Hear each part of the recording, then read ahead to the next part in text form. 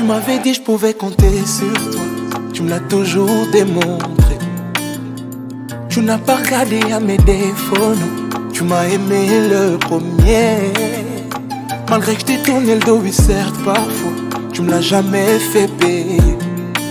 Oh, ton sacrifice à la croix pour moi, une preuve d'amour, Yahweh.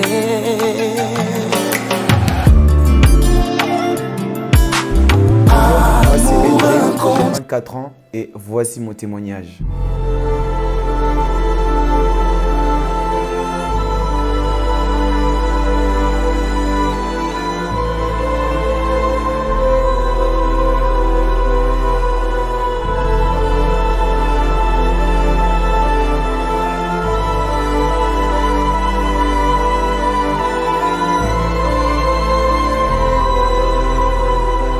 Donc j'étais un ancien artiste qui est un ancien rappeur, ancien chanteur et danseur qui effectuait beaucoup d'événements, c'est-à-dire dans tout ce qui est musique mondaine, c'est-à-dire je faisais des concerts, des showcases, des clips.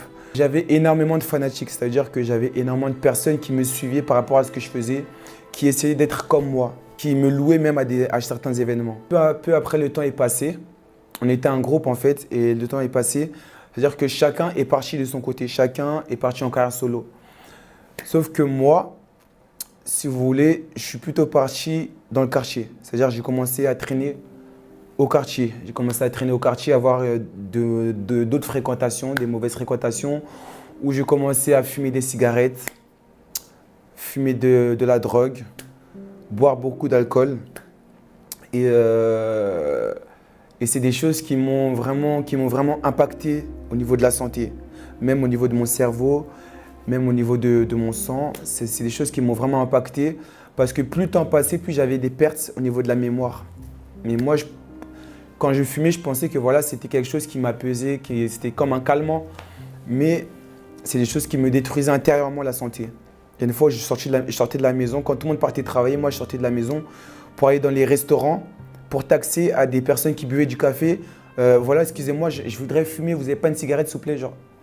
Les gens buvaient leur café, mais moi, je leur demandais simplement des cigarettes.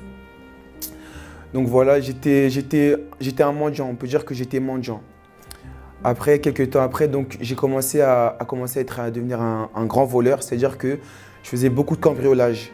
Des cambriolages, je cambriolais des maisons, je vendais de la drogue, je vendais des grands produits illicites. Peu après, le temps est passé, dû à un grand cambriolage, je suis allé en prison. Donc j'ai fait de la prison, je suis allé à une prison, j'ai été incarcéré dans une prison dans le 94, où là j'ai effectué 6 mois. C'est-à-dire que la première chose que j'ai vue lorsque je suis rentré dans cette prison, c'était du sang. J'ai vu du sang qui ne l'avait pas nettoyé, j'ai vu du sang par terre et j'ai tout de suite compris que là, c'était pas dehors, c'était vraiment un autre monde. La prison, ça n'a rien à voir avec dehors. C'est vraiment un autre monde où je suis venu, il n'y avait vraiment que de la violence. C'est-à-dire que c'est pas un milieu, c'est pas un endroit où tu peux être en paix. C'est-à-dire que même avec tes co-détenus, même avec les surveillants, c'est toujours la violence, la violence, la violence. Et moi, déjà que j'étais une personne aussi qui aimait aussi beaucoup la violence, c'est-à-dire que je me retrouvais très rapidement dans des embrouilles où j'étais amené à me battre, à m'embrouiller, à des choses. En peu de temps où je suis venu, je me suis beaucoup embrouillé. Et je me rappelle un soir où, comme je l'ai dit, je fumais beaucoup de drogue. Un matin, je me suis réveillé un matin et j'étais carrément parano. C'est-à-dire que mes idées étaient complètement parano, donc j'ai commencé à m'embrouiller avec mon co-détenu. Mon co-détenu, il faut savoir que c'était un meurtrier. Parce qu'en fait, il mélange. Donc mon co-détenu avec qui je dormais, c'était un meurtrier, il était là pour meurtre. Et un jour, comme ça, un matin, je me suis embrouillé avec mon co-détenu, on s'est battu. Je me suis battu et j'étais sur lui, j'étais en train de l'étrangler. Je l'étranglais. Et il y a une voix, le diable, qui me disait, voilà, tue-le, tue-le, tue-le. Et j'étais sur lui et cette voix me disait, oh, tue-le, le lâche pas, le lâche pas. Si tu le lâches, tu vas rester en prison, mais si tu le tues, tu vas être libéré. C'était ça qui me disait, c'était cette voix que j'entendais dans ma tête. Et donc là, je restais toujours sur lui. Et je restais sur lui et je savais que si je restais quelques secondes, il allait perdre la vie. Et il y a une voix qui m'a dit, bon, lâche-les. Je l'ai lâché comme ça. Et quand je l'ai lâché, les surveillants sont venus. lorsqu'ils sont venus, les surveillants, ils m'ont tout de suite isolé. Ils m'ont mis à l'isolement. Où là, je ne pouvais pas manger, je ne pouvais pas boire, il n'y avait pas de télé, il n'y avait rien. Ils m'ont isolé dans une pièce. Et c'est là où vraiment ma folie s'est déclenchée. C'est-à-dire que je commençais à parler tout seul, je commençais à entendre des voix. C'était vraiment le diable qui avait pénétré, qui avait pris place dans mon corps. Et j'entendais des voix, je parlais tout seul, je faisais des choses incompréhensibles. J'essayais de me suicider, je n'arrivais pas. Je prenais des couteaux parce qu'il y avait des petits couteaux. J'essayais de me... Sans suite parce que les couteaux, ils sont bien précis là-bas. Mais j'essayais de me... Voilà, de me planter le corps, mais sans suite. Et suite à ça, tellement, en fait, les surveillants, ils ont vu que la situation s'aggravait parce qu'il y avait des assiettes. En fait, je cassais toute la cellule. Et ils ont vu que ça allait être dangereux pour moi s'ils me laissaient encore. Donc, ils ont décidé de m'isoler. Donc, ils m'ont mis à l'hôpital psychiatrique cette fois-ci. Donc, quand ils m'ont transféré à l'hôpital psychiatrique, en fait, ils m'ont mis tout seul. C'est-à-dire qu'il y avait l'hôpital psychiatrique, il y avait un groupe de 15 personnes, mais moi, ils m'ont isolé, ils m'ont mis tout seul parce que j'étais vraiment… La folie était vraiment excessive. Donc, j'étais à l'hôpital psychiatrique tout seul, où là aussi, mes promenades, je les faisais tout seul, je parlais tout seul, je faisais des choses incompréhensibles. Plus le temps est passé, plus je prenais des médicaments, vraiment un traitement lourd, et ça allait mieux de mieux en mieux. Le temps passé, ma mère venait me voir au parloir, elle me parlait de Jésus, elle me parlait avec le sourire, voilà, regarde, Dieu a tout accompli, tu vas sortir mon fils, ne t'inquiète pas. Et moi je dis, mais maman, elle me parle de Dieu, moi, parce que je ne connaissais pas Dieu, donc je dis, mais oui, c'est bien, tu me parles de Dieu, mais voilà, quoi, j'y crois pas trop. Et elle avait l'assurance que Dieu pouvait faire quelque chose dans ma vie. Mais moi, je n'y croyais pas.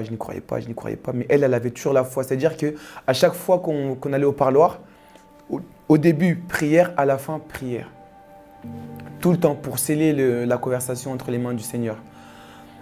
Après, suite à ça, je suis retourné en prison où j'ai terminé ma peine là-bas en prison. J'ai été libéré. J'ai commencé à travailler.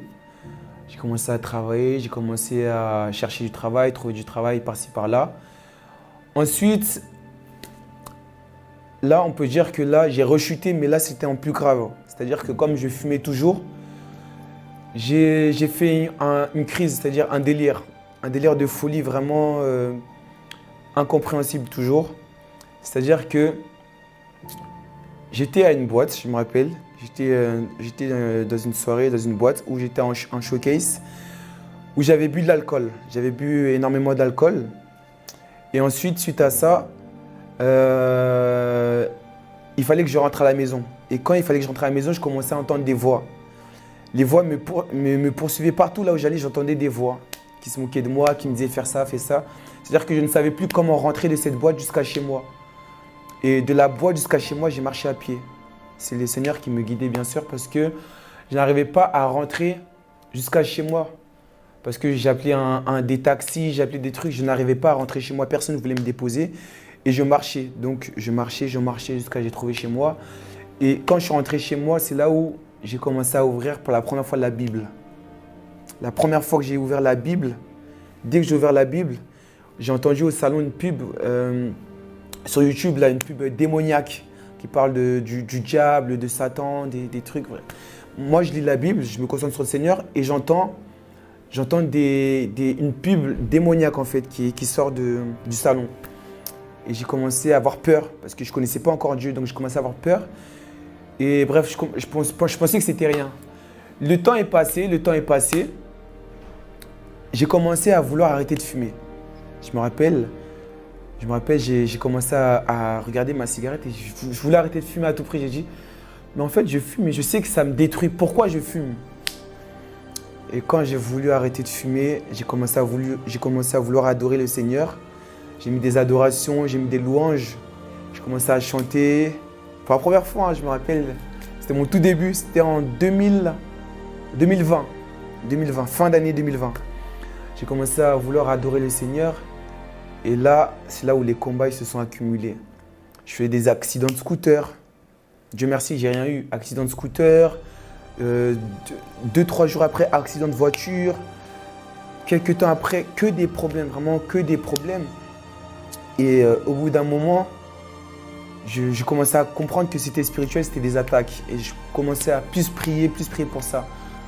Et dans ma famille, on commençait à comprendre que c'était spirituel, mais pas vraiment. C'est-à-dire qu'à chaque fois qu'il y avait un problème, c'est-à-dire que j'avais des folies, des crises de folie, je partais à l'hôpital. Parce que mes parents ne savaient pas quoi faire, ne savaient pas comment réagir face à cette situation. Donc, on appelait tout le temps les pompiers. Les pompiers, ils venaient.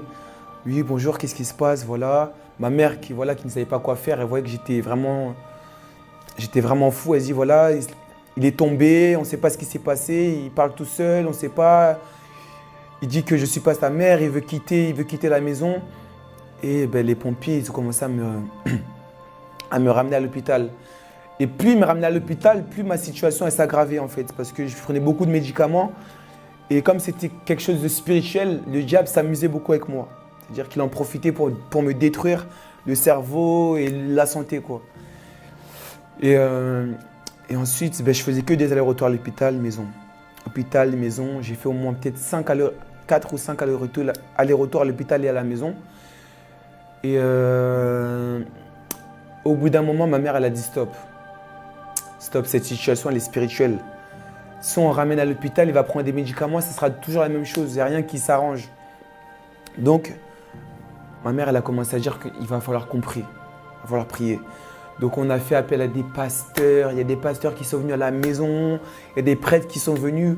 Mais à chaque fois, ils venaient, ça se passait toujours mal. Parce que quand ils venaient, moi, je les chassais. C'est-à-dire que je prenais de l'eau, je les leur lançais dessus. Je faisais des trucs incompréhensibles. Je disais, qu'est-ce que vous êtes venus faire ici? Je parlais tout seul et tout ça. Et la situation était ingérable. Suite à ça, on a commencé à prier de nous-mêmes. C'est-à-dire que de nous-mêmes, on a commencé à chercher le Seigneur de nous-mêmes. Ma mère, comme elle avait peur, elle a rappelé les pompiers. C'est-à-dire que je suis reparti à l'hôpital psychiatrique. Et à l'hôpital psychiatrique, je suis reparti. Ça veut dire que là-bas, j'ai fait mon 31. C'est-à-dire mon 31 de l'année 2020 pour passer de 2020 à 2021 à l'hôpital psychiatrique. C'est-à-dire j'entendais dehors les gens qui faisaient la fête, mais moi j'étais à l'hôpital psychiatrique. Et voilà. Et après, quelques temps après, je suis sorti. Et 3 jours après, j'ai refait encore une crise. C'est-à-dire qu'en fait, personne ne maîtrisait la situation. Que ce soit les pasteurs, les psychiatres, les psychologues. C'est-à-dire personne ne savait quoi faire à mon problème, sauf Jésus-Christ. Il n'y a que le Seigneur qui savait. Il n'y a que Jésus qui avait le bon médicament pour me guérir, quoi.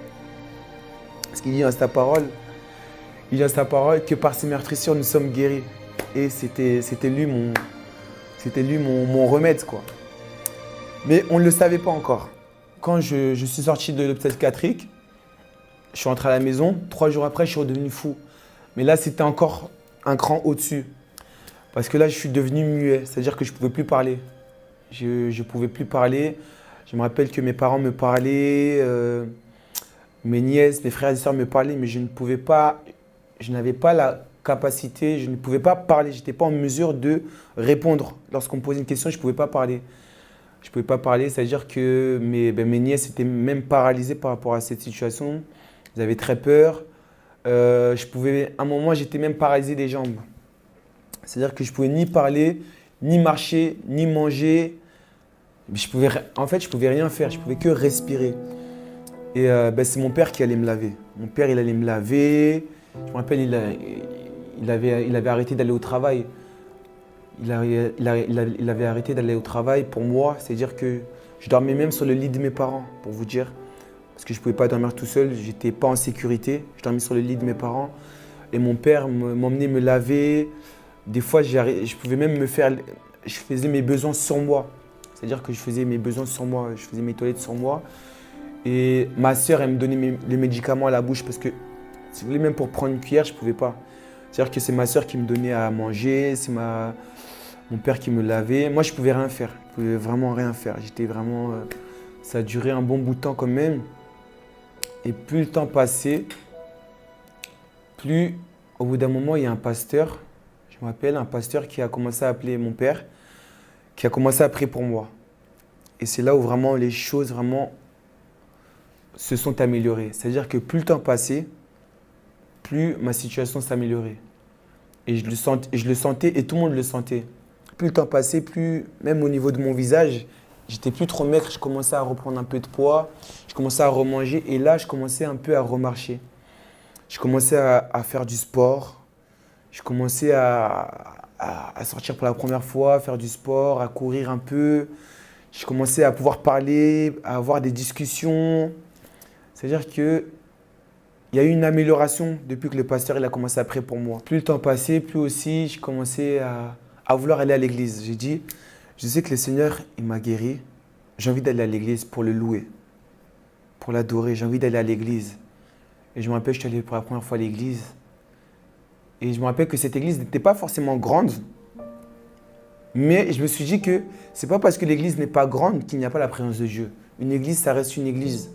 Là où 2 ou 3 personnes sont réunies en son nom, il est là, il se tient présent au milieu de nous. Donc je ne vais pas regarder le nombre que nous sommes, je vais plus regarder Dieu, écouter la parole de Dieu. Et je me rappelle que j'ai commencé à adorer, à oublier mes soucis. Et plus le temps passait, mieux ça allait. C'est-à-dire que tous les blocages qui se présentaient à moi, que ce soit les difficultés financières, que ce soit les blocages au niveau, du travail, parce que j'avais du mal à travailler, au niveau de ma famille, au niveau de ma santé. Après, au niveau des changements de ma vie, l'année 2020, toute l'année 2021, c'était une année où vraiment Dieu a vraiment changé ma vie en très peu de temps. C'est-à-dire que toutes les portes de bénédiction qui étaient fermées, il les a tous ouvertes. C'est-à-dire que moi qui cherchais du travail, il m'a donné un bon poste. J'ai commencé à avoir 2 travails. En fait, j'ai commencé à semer pour l'œuvre de Dieu. J'ai commencé à donner ma dîme, les offrandes et Dieu s'est manifesté directement. C'est-à-dire que j'ai donné ma dîme, le lendemain, travail. Un jour, je donne encore ma dîme, le lendemain, 2e travail. C'est-à-dire que tout ce que je recherchais, Dieu me le donnait. J'ai commencé à être formateur. C'est-à-dire que je suis formateur, je forme une équipe de 20 stagiaires. Pour réparer tout ce qui est les téléphones portables ou les iPhones ou les tablettes, etc. Et ensuite, suite à ça, quelques temps après, j'arrête mon traitement totalement. C'est-à-dire que moi qui prenais des médicaments, des fois chaque jour, je prenais des médicaments. Je ne prenais plus de médicaments. Quelques temps après, je me suis fiancé avec madame. Je me suis fiancé. Quelques temps après, voilà, j'ai ma voiture, tout ce que je recherchais, je l'ai eu. Et il dit dans sa parole, faites de l'Éternel mes délices et vous donnera ce que votre cœur désire. Et moi, tout ce que je voulais, je l'ai eu. Je l'ai eu. Ce que le Seigneur a fait dans ma vie, c'est vraiment… J'en témoigne aujourd'hui avec joie.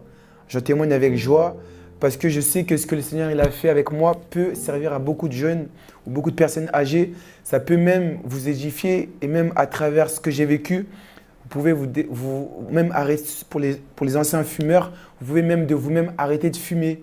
Pour les anciennes personnes qui étaient attachées aux boissons alcoolisées, vous-même vous pouvez aussi arrêter. Donc je viens encourager à travers mon témoignage un frère et une sœur. N'abandonne pas, il n'est jamais trop tard. Dieu a besoin de toi pour son œuvre.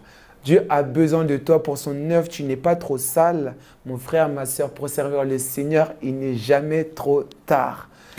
Le Seigneur a fait énormément pour moi. Il peut très bien le faire pour toi. Alors, comment rencontrer le Christ pour une personne qui ne connaît pas Dieu? Alors, il n'y a qu'une seule solution, c'est de l'invoquer. L'invoquer, comment l'invoquer? Vous pouvez l'invoquer en lisant la parole, la Bible, ou en priant le Seigneur d'un cœur sincère, en demandant d'un cœur pur et sincère au Seigneur de se manifester. Seigneur Jésus-Christ, j'ai entendu parler de toi. Je souhaiterais te connaître. J'aimerais en apprendre davantage sur toi. Je voudrais savoir qui tu es, comment tu es, que veux-tu que je fasse pour toi. En fait, voyez le Seigneur Jésus-Christ comme votre meilleur ami. Moi, c'est ce que je le dis souvent. Je vois Jésus-Christ comme mon meilleur ami. C'est-à-dire que je me confie en lui. Je me dis, Seigneur, j'ai besoin de ça. J'ai besoin de ça et il me le donne. Voilà, c'était mon témoignage. J'espère que ça vous a plu. On se retrouve prochainement. Soyez bénis.